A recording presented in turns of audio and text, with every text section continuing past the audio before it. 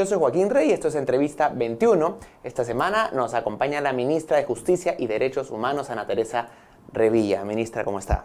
Muy buenos días, muchas gracias por la invitación. A usted por venir.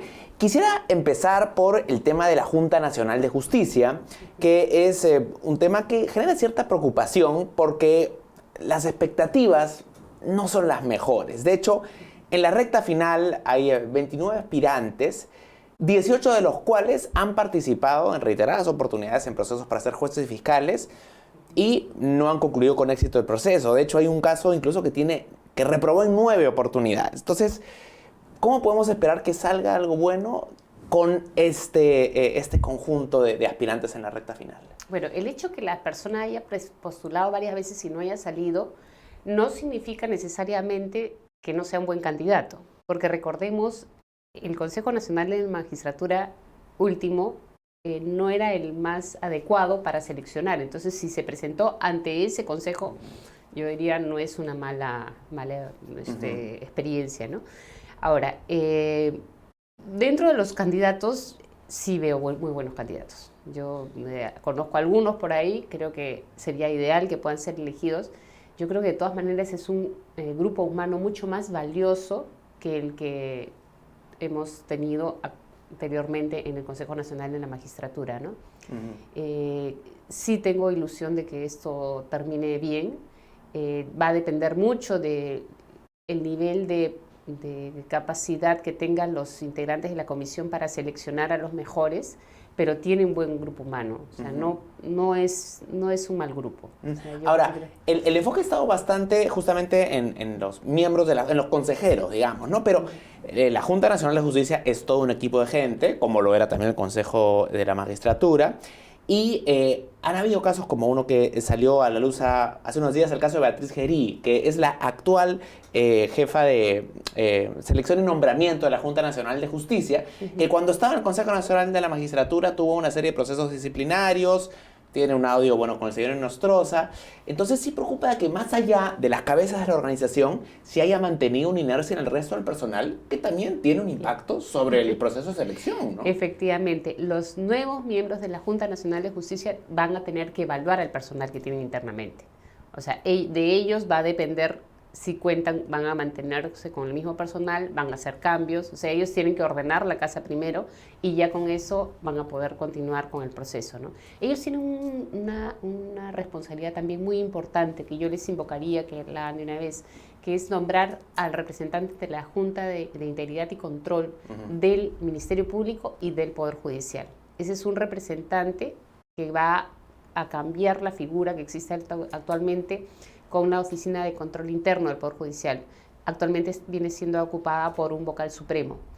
Este ya no va a ser un vocal supremo, va a ser una persona externa elegida por la nueva Junta Nacional de Justicia. Entonces, estamos a la espera, a la expectativa de que se instale la nueva Junta, ojalá para el 6 de enero como está programado. Y entre las primeras cosas que hagan son estas dos, ¿no? Revisar el personal interno, revisar todo. ¿Se ha mantenido la mayor parte del personal interno en esta transición? Claro, porque eso lo que han hecho es congelar el Consejo Nacional de la Magistratura, ¿no? Entonces lo que tienen que hacer ellos es identificar, tengo entendido que sacaron a todos los terceros, a todos los tenían contratos que ya habían concluido, pero de lo poco que haya quedado tienen que revisarlo. Y de ahí contratar y seleccionar, pues, personal idóneo para que los ayude en su función. Ellos van a tener una responsabilidad muy grande como Junta Nacional de Justicia, ¿no? Tienen que revisar las designaciones y nombramientos más o menos de 1.400 jueces y fiscales y tienen que ver todos los casos que estén mandando el Consejo Ejecutivo del Poder Judicial y el órgano del Ministerio Público. Genera una preocupación porque además del importante encargo que tienen por la función, hay toda una carga que se ha acumulado en el periodo en que la Junta no ha estado operando que parece casi imposible ponerse al día. ¿Cómo no van a dormir los miembros de esta Junta? Claro, lo que van a tener que hacer es armar una buena estrategia de trabajo, ¿no? Porque o sea, si fuera mi responsabilidad, yo dividiría casi responsabilidades de responsables de la Junta por temas, porque van a tener que ser, como les digo, varios temas y deberían, me imagino ellos van a organizarse, pero los temas son variados, pero tienen que tocarse en paralelo. O sea, no puedes tocar un problema a la vez. Tienes que trabajar en paralelo porque son varios procesos que van a tener que revisar, van a tener que nombrar estos representantes, van a tener que aplicar las sanciones que correspondan a los casos que les han derivado del Poder Judicial, del Ministerio Público, entonces, y convocar nuevas plazas de jueces y fiscales. O sea, tienes un trabajo muy intenso. Realmente las personas que asuman esa responsabilidad van a tener un montón de trabajo. Ahora, ministra, hay una preocupación en torno a la velocidad de la justicia. Hace unos días salió de una prisión preventiva el señor Martín Belaúnde Locio. Él ha estado 4 años y medio más o menos en una preventiva. Está implicado presuntamente en 3 casos y en ninguno de los 3 casos ni siquiera tiene acusación. ¿Por qué nuestra justicia peruana se demora tanto? Sí, pues ese es un tema de los propios órganos jurisdiccionales, ¿no? Y que tienen que ir mejorando, creo que en su desempeño, porque sería ideal que no se prolonguen tanto tiempo las investigaciones. Lo que pasa es que muchas veces son investigaciones difíciles, ¿no? Pero bueno, eso tiene que verlo el propio órgano jurisdiccional. Desde su punto de vista, porque digamos el sector justicia supongo que tiene algo que decir al respecto, ¿qué es lo que falla? ¿Por qué se están demorando tanto? Ya ni siquiera en establecer una sentencia, sino en plantear incluso una acusación. Claro, depende de ellos mismos, ¿no? Es un tema propiamente jurisdiccional. Y que trasciende además estos casos de alto perfil. Hay una gran parte de la población carcelaria desconocida que está en la misma situación en recluidos y que no tienen sentencia, ¿no? Sí, así es. Y bueno, tenemos un exceso del uso de la medida de prisión preventiva también, ¿no? Ya la Corte Suprema ha dado un acuerdo plenario en donde ha establecido pautas que sería bueno que sean tomados en cuenta por parte de los órganos jurisdiccionales, ¿no? Que, bueno, hablando de prisiones preventivas, la Fiscalía, el equipo especial de Lavallato, ha hecho un nuevo pedido de prisión preventiva para el caso de la señora Keiko Fujimori. Desde su punto de vista, ¿esta es una medida adecuada? Eso tienen que evaluarlo los propios fiscales, ¿no? Yo desconozco los motivos por los cuales ellos piden esto, pero es algo que ellos deben haber valorado, ¿no? Esa es parte de su estrategia, lo tengo que respetar. De acuerdo. El Poder Judicial ya ha autorizado este desembolso a la empresa Odebrecht de este remanente de la venta de la hidroeléctrica de Chaquia, ¿no? Y es un tema que siempre genera polémica, ¿no? Y creo que el sector justicia tiene algo que decir porque fue parte de la negociación de este acuerdo. Entonces, el Ministerio de Justicia no fue parte de la negociación. Bueno, la Procuraduría. La Procuraduría, correcto. Digamos que tiene una relación con el sector justicia. Digamos. Pertenece al sector. Pertenece al sector, sí. Pero en la negociación de este monto, hay dudas sobre si la negociación fue buena. Se lo pregunto porque, por ejemplo, ¿no? Toda la reparación civil pactada con Odebrecht es de unos 610 millones de soles. Y si uno ve el pago que se le está haciendo de 524, dice, oye, pero uno hubiera podido retener este pago y ya tenías toda la reparación. ¿Por qué se hizo eso? El mismo Congreso de la República dio una ley en virtud de la cual lo que se dijo es hay que mantener el funcionamiento de las empresas. ¿Qué pasa en otros países, no? En otros países, en Estados Unidos, identificaron creo que a la Volkswagen que había cometido también infracciones serias. Lo que hacen es la empresa sigue funcionando pero van cobrando la deuda, ¿no? En el caso de Odebrecht, la deuda inicial que se tenía que cobrar eran 80 millones y después son 15 millones anualmente. Entonces lo que se va haciendo se va cobrando conforme se ha establecido en el acuerdo que el fiscal y el procurador han establecido. Plazo de 16 años, entiendo. No recuerdo la cifra. Claro, de los años. pero finalmente es una negociación y obviamente uno tiene que ceder en la negociación, pero ¿cree usted que fue una negociación que en todo caso que no pudo haber sacado el Estado un mejor acuerdo en todo caso? Porque 16 años para pagar 500... Es fácil 600. mirar de lejos y decir, ¿por qué no se hizo esto? ¿Por qué no se hizo lo otro? O sea, los que están metidos en el tema son los fiscales y la Procuraduría. ¿Y quién mejor que ellos para evaluar qué es lo que se debería hacer? Después de este acuerdo han salido temas realmente importantes para el país y han salido denuncias importantes que no hubieran sido posible conocer si es que no se hubiera hecho este acuerdo. O sea, miremos qué denuncias tenemos. Miremos otros casos. ¿Otros casos se han logrado lo que se ha logrado? No. El procurador Jorge Ramírez, que es procurador ad hoc para el caso Lavallato, fue denunciado por el procurador Amado Enco. Esto es algo, la verdad, que extraño, ¿no? Medio que sin precedentes que entre dos procuradores se denuncien. ¿Cómo explicar esto? ¿Por qué dos procuradores terminan denunciándose entre sí? Sí, es algo extraño realmente. Y bueno, se ha evidenciado ya con las respuestas que ha dado el Ministerio de Economía que el procurador Ramírez tenía razón, ¿no? Bueno, lo que argumenta el señor Enco es que el señor Ramírez no negoció por los mejores intereses del Estado. ¿Cree que usted que esta no es una acusación fundada, digamos? Claro, eso ya ha pasado al tema del Ministerio Público. Recordemos que el Ministerio Público recibe más o menos 100.000 denuncias al año, de las cuales proceden solo 20.000. O sea, hay muchísimas denuncias que se interponen y que no prosperan. Entonces hay que medirse también en la cantidad de denuncias que uno interpone, ¿no? De acuerdo, de acuerdo. Quisiera dejar el tema de Lavallato y pasar al caso del hospital de Moquegua, que es algo que, digamos, ha puesto un poco en el ojo al ministro de Transportes y al propio señor Vizcarra. ¿Debiera continuar el señor Edmer Trujillo frente a la cartera? Se lo pregunto porque en el pasado ministros que incluso por suposiciones o cosas menores han salido, como el caso de su antecesor, el señor Salvador Heresia, en justicia, ¿no? Que solo por una llamada, que no había nada delictivo ahí, el presidente le pidió que diera un paso al costado. ¿Por qué no se procede de igual manera con el señor Trujillo? En el caso de los ministros dependemos directamente de la confianza de la presidencia de la República. El presidente de la República tiene que evaluar nuestro desempeño. Nosotros somos aves de paso, o sea, hay que ver si es que estamos trabajando bien o no. Si no estamos trabajando bien, se nos retira. Si es que estamos trabajando bien, se continúa con nuestro trabajo, ¿no? Entonces es de total confianza, ¿no? ¿Y cree usted que hay algo irregular en este pago de adelanto del último día de la gestión de 41 millones en unas 130 facturas? ¿Cómo explicar Desconozco el caso, o sea, no lo he entrado a revisar, ¿no? De acuerdo. Ese es un tema de otro sector.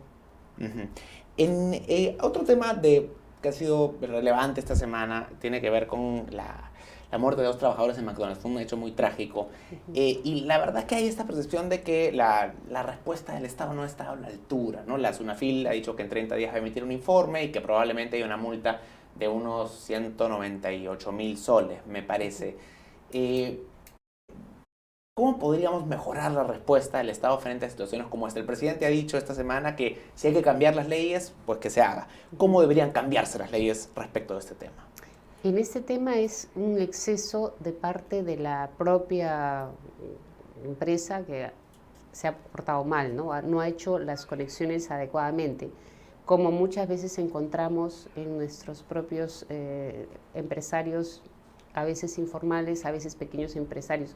Yo creo que más allá de la respuesta de qué leyes habría que identificar con mayor detalle, también tenemos que tener un tema de prevención. O sea, creo que la ciudadanía en su conjunto no toma en cuenta esta situación de riesgos. Eso, para mí, debería ser como lección aprendida. O sea, tenemos que ser más conscientes de cuando hacemos malas conexiones, porque esto ha sido una muestra que ha sucedido ahí, pero puede suceder en cualquier lugar.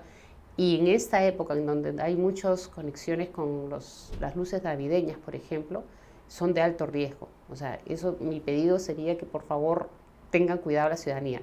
Volviendo al caso del caso de McDonald's, bueno, como sector lo que nosotros hemos hecho es poner a disposición los defensores de oficio. Nosotros tenemos un buen número de defensores de oficio que trabajan con las personas que no cuentan con abogado o no tienen la posibilidad de recurrir a un abogado, pero las mismas familiares de las víctimas nos dijeron que no necesitan, que ellos van a contratar directamente a sus propios abogados, y lo que estamos haciendo es hacer un acompañamiento a este proceso, ¿no? Porque esto es algo inadmisible, ¿no? O sea, como le digo, es una situación de riesgo que la vemos permanentemente en el país. Vemos muchas conexiones clandestinas que son peligrosísimas, que hay que alertar a la población que eso es de muchísimo riesgo, pero es inaceptable que haya sucedido en una empresa como esta, ¿no? Claro, porque una cosa es en el ámbito doméstico, pero... No, en empresas. Claro. Si uno va a las Malvinas o va a estos sitios, cuando se han hecho inspecciones alguna vez se ha visto que hay situaciones de cables que en verdad son de riesgo, ¿no? Pero debería haber también un esfuerzo más activo por supervisar las condiciones de trabajo, ¿no? Porque ha salido a la luz, a raíz de esto, a la luz una serie de cosas como que los trabajadores en McDonald's trabajaban 12 horas en condiciones que no eran seguras ni salubres. Entonces se ha vuelto a poner sobre el tapete el tema de la dignidad en el trabajo, el acceso a los derechos laborales, y hay mucho por avanzar ahí también. Ahí hay mucho por trabajar. Como país tenemos que avanzar muchísimo, ¿no? O sea, tiene el Ministerio de Trabajo, no conozco con detalle, pero tiene buena cantidad de inspectores laborales y debe tener, no tengo la línea, pero debe tener una línea de acceso a la población para que se llame por teléfono, para que se puedan pedir inspecciones justo cuando se vean alguna de estas infracciones laborales. Pero eso es un tema específico del Ministerio de Trabajo y Promoción del Empleo. Yo le sugeriría que busquen más información ahí, porque vale la pena que los jóvenes, que son los que son más vulnerados a sus derechos laborales, pueden tener acceso a algún apoyo por parte del Estado, ¿no? Con estas inspecciones. Pero además de las denuncias, quizá también el Estado un rol más proactivo en supervisar, ¿no? Claro, los inspectores laborales tengo entendido que ellos hacen las visitas, ¿no? O sea, es parte de su trabajo, pero desconozco cómo es que... En el caso de McDonald's entiendo que desde febrero del 2017 no habían ido, ¿no? Entonces, claro, 2 años es demasiado tiempo, quizá habría que incrementar la frecuencia, ¿no? En este periodo en el que no hemos tenido congreso, desde el 30 de septiembre hasta febrero probablemente, se están dando una serie de decretos de urgencia, y hay, parece que para nadie está tan claro hasta dónde puede llegar el Ejecutivo, pero hay algunos casos que sí llaman la atención. Por ejemplo, es muy clara la Constitución que para legislar en materia tributaria se tiene que hacer a través de leyes, ¿no?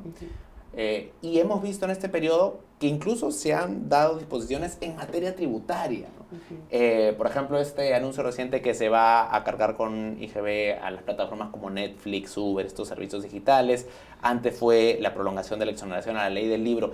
¿No está excediendo sus competencias el Ejecutivo? En este caso ha sido el mismo Ministerio de Economía el que ha solicitado la posibilidad de sacarlo, y tengo entendido que ha solicitado informes jurídicos al respecto. Pero, donde se ha facultado la posibilidad, ¿no? Pero no está... Si es por ejemplo, la ley de presupuesto. Claro, ahí no hay duda porque se tiene que aprobar. Pero hay determinadas normas que efectivamente, por ejemplo, tratados definitivamente no, y eso no se está sacando. Leyes orgánicas tampoco.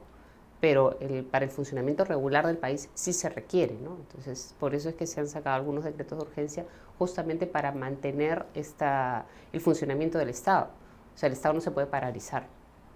No, ciertamente la ley de presupuesto, pero por ejemplo, uno pensaría que exonerar de IGB a los libros, que ciertamente es un tema importante, pero realmente es lo suficientemente indispensable para el funcionamiento del Estado como para hacerlo mediante un decreto de urgencia. Pero no solamente es funcionamiento del Estado como la caja del Estado, sino el funcionamiento del país, ¿no? Entonces, si tú tienes en este interregno parlamentario un periodo en el que tienes que continuar como país funcionando, entonces es por eso que se han sacado algunas de las disposiciones que ayudan a que el país siga desarrollándose bien y en crecimiento, porque lo que todos queremos es crecimiento económico, ¿no? A eso vamos, a que haya un crecimiento económico. El crecimiento te jala el nivel de vida de todos y de todas, ¿no? Entonces a eso es lo que estamos impulsando.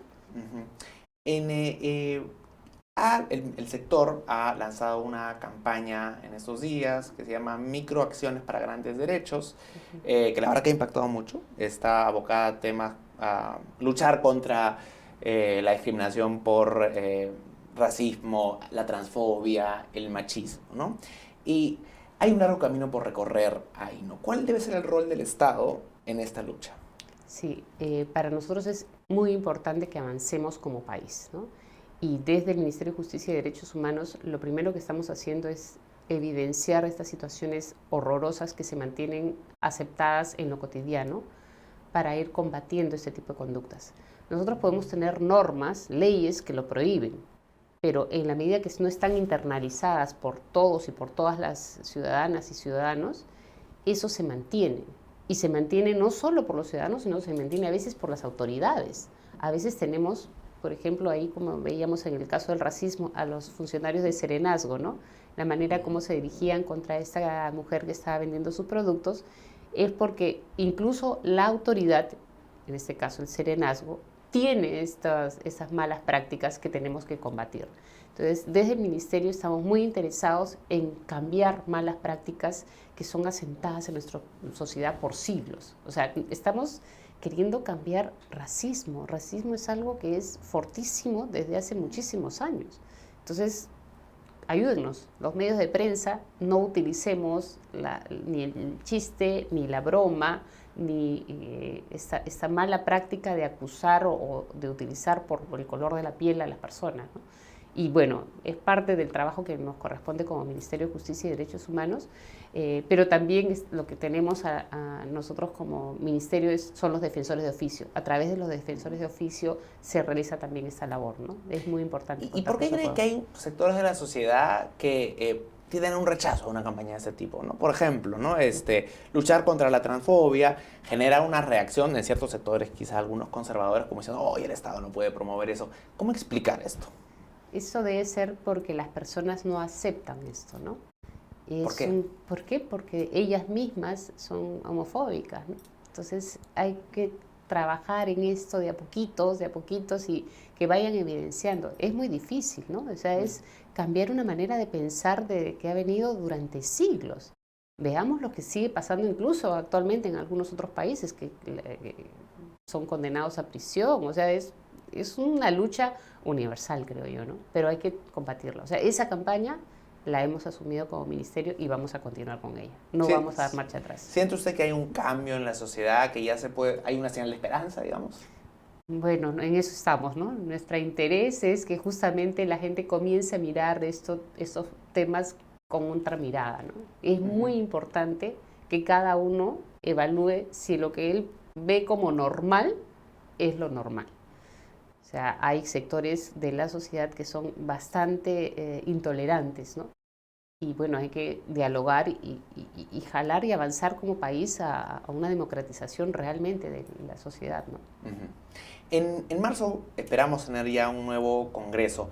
¿Cuál va a ser la prioridad de trabajo del Ejecutivo en esta nueva fase o fase final del gobierno que empieza con la instalación del Congreso y acabará, supongo, el 28 de julio del 21? Uno de los temas que más nos preocupa es la legislación penal, ¿no? Entonces, estamos recibiendo comentarios del presidente del Poder Judicial, de la fiscal de la Nación. Entonces, una de las cosas que nos interesaría muchísimo es poder impulsar, nosotros tenemos una instancia que ve estos temas al interior del Ministerio, es revisar las normas penales y de adolescentes infractores. Entonces, justamente la idea sería poder proponer una discusión y un diálogo y propuestas para que el nuevo Congreso las adopte para modificar algunas normas que tienen que ver con la situación de las personas privadas de la libertad, ¿no? Eso nos gustaría muchísimo, que se pueda avanzar en esto, ¿no? Hablábamos que en el Perú hay esta tendencia a subir los tipos penales cuando se quiere atacar el crimen. ¿Es una buena estrategia? No es una buena estrategia y se demuestra en otros países que no ha funcionado. Hay una, por ejemplo, disposición en el Código Penal que te da la posibilidad de dar penas alternativas a la pena privativa de la libertad y no se está haciendo casi uso de ella. Hace muchos años nosotros hicimos una investigación en el 2007 para el Poder Judicial, justamente recorrimos 10 distritos judiciales y no la aplicaban. Recién ahora hemos estado en Ayacucho, la ciudad de Huamanga, en Huanta hemos visto que el alcalde sí la estaba aplicando con los los reos de medio libre.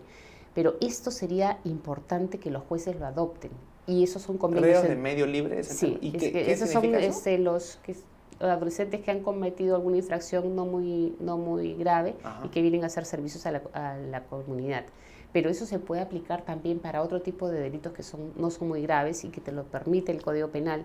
Lamentablemente no se utiliza. ¿Por qué? Porque no hay municipalidades que brinden el servicio. Entonces, por ejemplo, yo decía, frente a cualquier falta no muy grave, en lugar de mantener a la persona privada de su libertad, lo que se puede hacer es que haga campañas, por ejemplo, de arborización, de limpiado de pistas y veredas, de pintado de escuelas en los fines de semana, no escuelas públicas. O sea, hay tantas cosas que se pueden hacer, pero se necesita que haya un equipo humano de la municipalidad que haga la supervisión, ¿no?, del trabajo que se viene haciendo.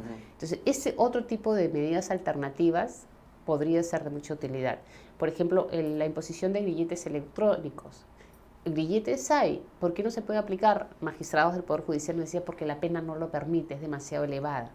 Entonces hay que trabajar coordinadamente y en eso estamos con el Poder Judicial y con el Ministerio Público, identificar qué conductas no merecen una pena tan alta, porque se está sobrecriminalizando las conductas de los ciudadanos y en algunos casos resulta que las penas son demasiado elevadas y ya no te sirven para atender a una persona que tú quieres que esté reinsertada a la sociedad. Ya le mataste toda la vida prácticamente en la prisión, ¿no? Y sí funciona, sí se dan situaciones. ¿Y se puede hacer algo también desde el Código Penal o desde su Sí. sector para que no haya un abuso también de la prisión preventiva, que es algo que hemos hablado? En el caso de la prisión preventiva, justamente ha sido ya la Corte Suprema la que se ha manifestado, y ahí hay que hacer un trabajo intenso con los propios magistrados para que cambien. Yo trabajé en una época en el Poder Judicial, recuerdo entre el 2011 y 2012, en la Oficina de Control de la Magistratura, y allá en esa época se tomó una mala decisión, ¿no? Porque los magistrados que mandaban orden de detención por una comisión de un delito en la noche, ¿no? Les llega el caso en la madrugada, y después a las 2 semanas variaban la pena, ese magistrado le iniciaban un procedimiento administrativo disciplinario en la OCMA por haber variado. Pero claro, una cosa es tomar una decisión al instante, a las 2 de la mañana, y otra cosa es después de 2 semanas que vas analizando el caso, dices, oye, esta persona no tiene riesgo de fuga, se le puede dar orden de comparecencia. Entonces, esa mala decisión por parte del órgano de control del Poder Judicial llevó a que la mayoría de los jueces hoy en día manden prisión efectiva en todos los casos.